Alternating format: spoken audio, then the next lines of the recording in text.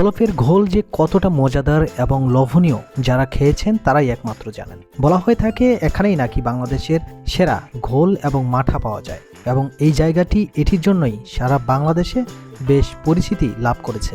এখানে প্রতিদিন যে পরিমাণ মানুষ ঘোল এবং মাঠা খাওয়ার জন্য আসেন এবং যে পরিমাণ বিক্রি হয় তাতেই বোঝা যায় এখানকার ঘোল বা মাঠার চাহিদা কতটুকু রয়েছে। সিরাজগঞ্জ জেলার উল্লাপাড়া উপজেলার একটি ইউনিয়ন হচ্ছে এই শলফ। উল্লাপাড়া সদর থেকে শলফ প্রায় ২০ মিনিটের মতো পথ। শলফের শতবর্ষের ঐতিহ্যবাহী শলফের ঘোল খুবই বিখ্যাত।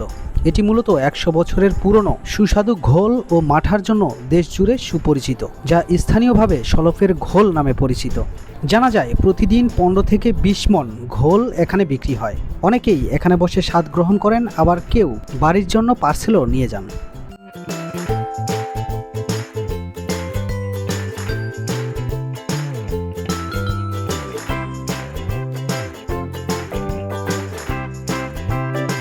উল্লাপাড়ার শলফ একটি ছোট্ট রেলওয়ে স্টেশন এবং এই স্টেশনের পাশেই রয়েছে এই ঘোলের দোকানগুলো। সারি সারি কয়েকটি ঘোলের দোকান রয়েছে, তার মধ্যে এই দোকানেই সবচেয়ে বেশি ভিড় দেখলাম।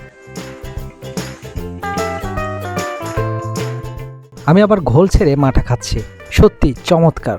এই তীব্র গরমের মধ্যে এই জিনিসগুলো সবচেয়ে বেশি খেতে ইচ্ছে করে, তবে খেয়াল রাখবেন সেটা কতটুকু স্বাস্থ্যসম্মত।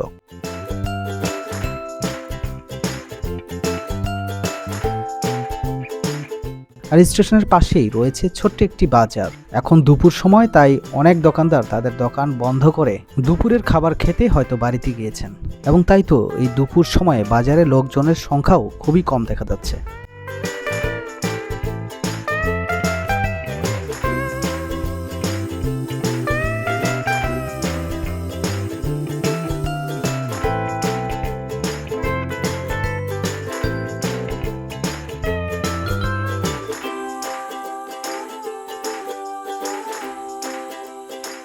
এই গরমের দিনে ঘোল এবং মাঠার চাহিদাটা সবচেয়ে বেশি থাকে, তাই তো এখানে লোকজনের সংখ্যা সেই সময়টায় সবচেয়ে বেশি দেখা যায়। আপনিও চলে আসতে পারেন উল্লাপাড়ার এই শলফে ঘোলের স্বাদ নিতে।